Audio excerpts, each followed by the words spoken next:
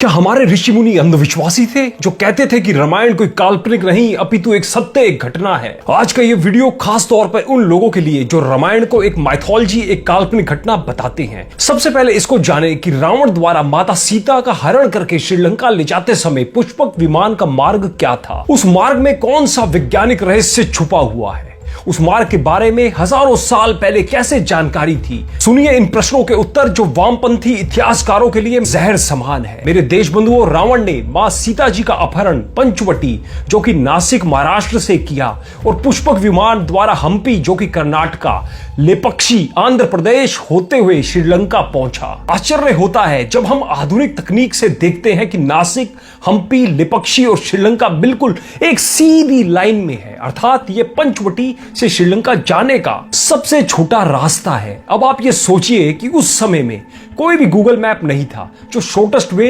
बता देता, फिर कैसे उस समय यह पता किया गया कि सबसे छोटा और सीधा मार्ग कौन सा होगा। या अगर भारत विरोधियों के अहम संतुष्टि के लिए मान भी लें कि चलो रामायण केवल एक महाकाव्य है जो वाल्मीकि जी ने लिखा, तो फिर यह बताओ कि उस जमाने में भी गूगल मैप नहीं था तो रामायण लिखने वाले वाल्मीकि जी को कैसे पता लगा कि पंचवटी से श्रीलंका का सीधा छोटा रास्ता कौन सा है। अगर आपके पास इन प्रश्नों के उत्तर हो तो कमेंट में जरूर लिखिएगा। महाकाव्य में तो किन्हीं भी स्थानों का जिक्र घटनाओं को बताने के लिए आ जाता है, लेकिन क्यों वाल्मीकि जी ने सीता हरण के लिए केवल उन्हीं स्थानों का जिक्र किया जो पुष्पक विमान का सबसे छोटा और बिल्कुल सीधा रास्ता था। यह ठीक वैसे ही है आज से 500 साल पहले गोस्वामी तुलसीदास जी को कैसे पता कि पृथ्वी से सूर्य की दूरी क्या है, जुग सहस्त्र योजन पर भानु इक्वल टू 152 मिलियन किलोमीटर, जो कि हनुमान चालीसा का ये दोहा है। जबकि नासा ने हाल ही के कुछ वर्षों में इस दूरी का पता लगाया है। कमाल थे हमारे ऋषि मुनि।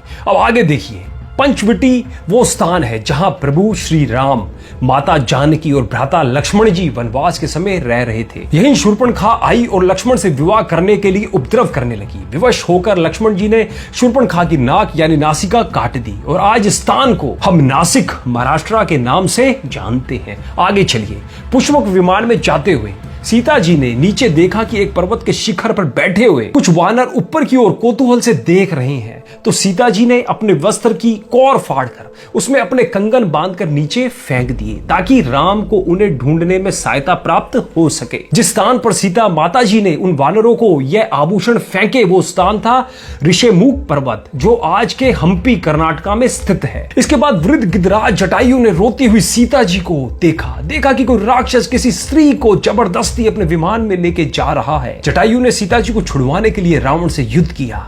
रावण की तलवार से जटायु के पंख कट गए। इसके बाद जब श्री राम और लक्ष्मण सीता जी को ढूंढते हुए पहुंचे तो उन्होंने दूर से ही जटायु को सबसे पहले संबोधन हे पक्षी कहते हुए किया और उस जगह का नाम दक्षिण भाषा में जानते हैं क्या पड़ा? लेपक्षी आंध्र प्रदेश है। अब क्या समझ आया आपको? पंचवटी, हम्पी, लेपक्षी, श्रीलंका सीधा रास्ता, सबसे छोटा रास्ता हवाई रास्ता। यानी हमारे जमाने में ये 2022 में विमान होने के सबूत गूगल मैप का निकाला गया फोटो आप ये साइड में देख सकते हैं। अपने ज्ञान, विज्ञान, संस्कृति को भूल चुके भारत बंधुओं, रामायण कोई माइथोलॉजी नहीं है। यह महर्षि वाल्मीकि जी द्वारा लिखा गया सत्य इतिहास है जिसके समस्त वैज्ञानिक प्रमाण आज उपलब्ध है। इसलिए जब भी कोई वामपंथी, सनातन विरोधी हमारे इतिहास, संस्कृति, साहित्य को माइथोलॉजी कहकर लोगों को भ्रमित करने का या खुद को विद्वान दिखाने का प्रयास करे तो उसको पकड़कर बिठा लेना और ये जो चीजें मैंने बताई है उससे इन सवालों के जवाब पूछना। एक का भी जवाब नहीं दे पाएगा वो। बस अंत में इतना ही कहना चाहूंगा कि सनातन धर्म पर उंगली उठाने से पहले सनातन धर्म को जानो, फिर उस पर उंगली उठाओ। जब किसी विज्ञान का ABCD भी नहीं था तो हमारे सनातन धर्म को पता था कि किस बीमारी का इलाज क्या है, कौन सी चीज खाने लायक है, कौन सी चीज खाने लायक नहीं है। अथाह ज्ञान का भंडार है हमारा सनातन धर्म और उनके नियम। विदेशी शिक्षा पद्धति में पढ़ के केवल अपने पूर्वजों ऋषि मुनियों के नियम पर उंगली उठाने के बजाय उसकी गहराई को जानिए। इस वीडियो को ज्यादा से ज्यादा शेयर जरूर कीजिएगा जिससे लोगों को समझ में आ जाए और सनातन धर्म पर उंगली अगली बार से वो ना उठाए। जय श्री राम, ओम हनुमते नमः।